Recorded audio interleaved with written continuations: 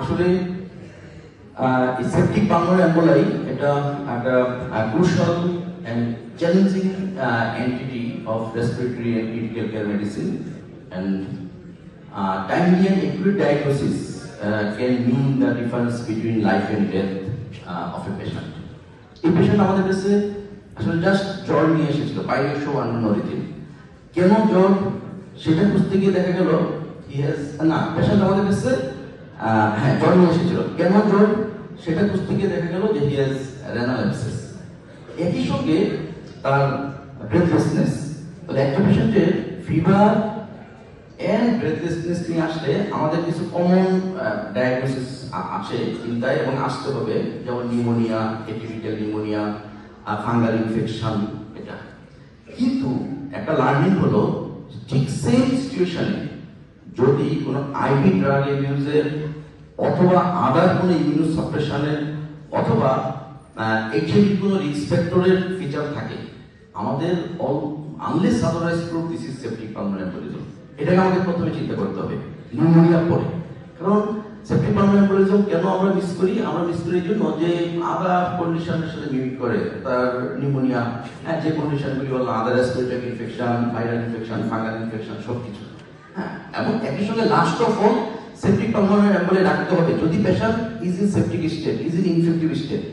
But I repeat, if there is that conditions, immunosuppression, HIV risk factor, IV drug abuse, septic pulmonary emboli কিন্তু ফার্স্টে চলে আসবে differential diagnosis হিসাবে। তো সাধারণত পেশেন্ট প্রথমে HIV ইনফেকশন ডেভেলপ করবে, তারপরে অ্যাবসেস হবে, অ্যাবসেস থেকে septic pulmonary emboli হবে, তারপর শ্বাসকষ্ট হবে। আমাদের ডায়াগনোসিস হচ্ছে অ্যাপ্রোপ্রিয়েট। প্রথমে শ্বাসকষ্ট। কেন শ্বাসকষ্ট? তার জ্বর আছে। কেন জ্বর? তার অ্যাবসেস আছে। অ্যাবসেস কেন?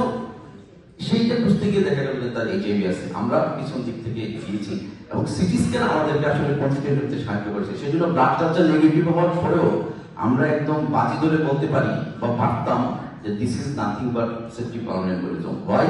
Because the peripheral nodules with fever, first diagnosis acute fever, septic pulmonary embolism.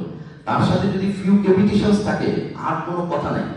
এর সাথে যদি আবার কিছু ফিটিং ভেসেল সাইন থাকে, মানে কিছু কিছু ভেসেল মনে হচ্ছে ওই নোডুলকে ফিট করতেছে, তাহলে আর কোনো কথা নেই। লাখ টাকা বাজে হলেও this is nothing but septic pulmonary এম্বোলি।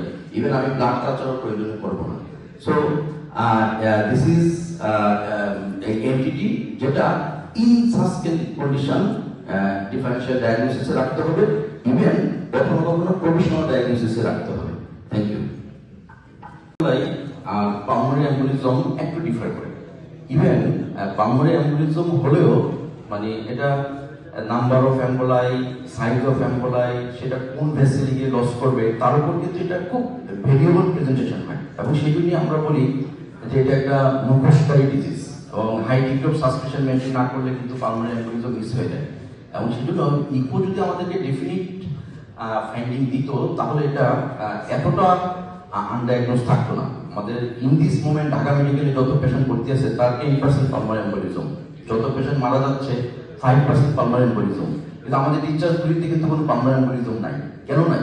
কারণ আমাদের আসলে ডেফিনিট কোনো ইনভেস্টিগেশন নাই, যদি না আমরা খুব হাইলি সাসপিশাস থাকি। আর সেপ্টিক পালমোনারি এম্বোলাই পালমোনারি এম্বোলিজমের মধ্যে একটু পার্থক্য আছে, যেটা নট নেসেসারিলি যে এটা কিন্তু পেরিফেরাল, মেনলি কিন্তু পেরিফেরিতে হয়, মানে ডোস্টাল মিডিয়াম সাইজ বা স্মল সাইজ ভেসেলে গিয়ে লস হয়। সেজন্য এটা সেটেল থ্রম্বাস লাইক আচরণ করবে অথবা হার্টের ডাইলেটেশন করে ফেলবে, সেটা ভেরি আনলাইকলি। এবং this is the difference between conventional pulmonary embolism. যেমন কনভেনশনাল পালমোনারি এম্বোলিজম আরেকটা ওয়েস্ট শ্যাডো থাকে, হ্যাম্পটন সাম থাকে। এটার একটা স্ট্রাইকিং পয়েন্ট হলো যে মাল্টিপল নোডিউলস, সাম আর ক্যাভিটেটিং, এবং আরেকটা পয়েন্ট ফিডিং ভেসেল সাইন। কিছু কিছু ভেসেল থাকবে যে নোডুল থেকে মনে হয় বের হয়ে আসতেছে, মানে যে ওই নোডুলকে ফিট করতেছে, দ্যাট ইন্ডিকেট যে এটা আসলে হেমাটোজেনাস। সেজন্য আসলে আমরা ইকুতে কিছু পাইনি। ওকে, থ্যাংক ইউ। পয়েন্টের উপর নির্ভর করবে। CD4 definitely sir less than 300 অথবা any AIDS defining clinical condition.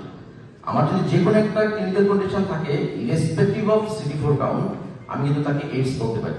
এর মধ্যে দুইটা ডিফারেনশিয়াল ডায়াগনোসিস, টিউবারকুলোসিস একটা এইডস ডিফাইনিং কন্ডিশন, নিউমোসিস্টাইটিস একটা এইডস ডিফাইনিং কন্ডিশন, আরো কিছু আছে, যেমন ওরাল থ্রাশ না আমরা যেটা পেয়েছি, যেমন ইসোফিজিয়াল ক্যান্ডিডিয়াস যদি থাকতো, তারপর ক্রিপ্টোকোকোসিস, আরো কয়েকটা কন্ডিশন যেগুলি এইডস ডিফাইনিং কন্ডিশন।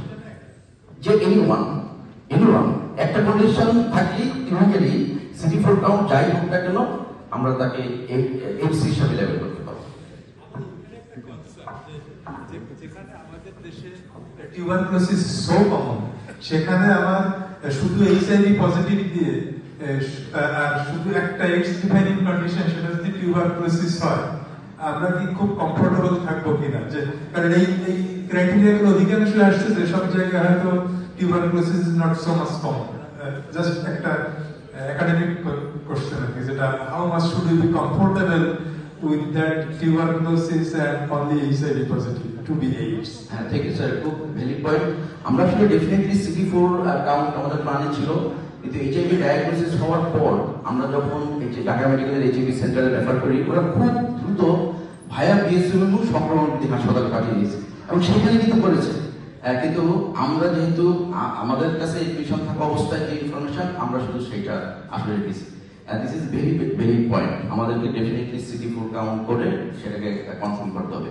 কিন্তু ক্লিনিক্যালি আমরা এইডস বলেছি আর কি, আফটার দ্যাট সেটাকে যে CD4 কাউন্ট দিয়ে কনফার্ম করতে হবে। Thank you. পার্থক্য আছে, রেনাল অ্যাবসেস মানে উইদিন দ্য রেনাল প্যারেনকাইমা, আর পেরিনেফ্রিন হলো যে প্যারেনকাইমা ক্রস করে সে ক্যাপসুলে চলে আসছে। ক্যাপসুল একটা সাইন্টিফিক নাম আছে।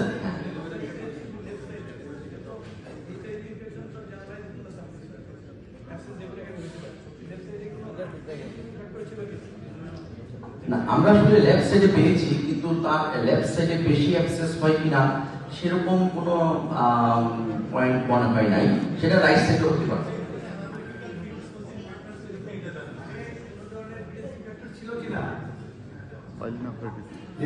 কোনো কজ ছিল না, যে জন্য লেফট সাইডেই আছে।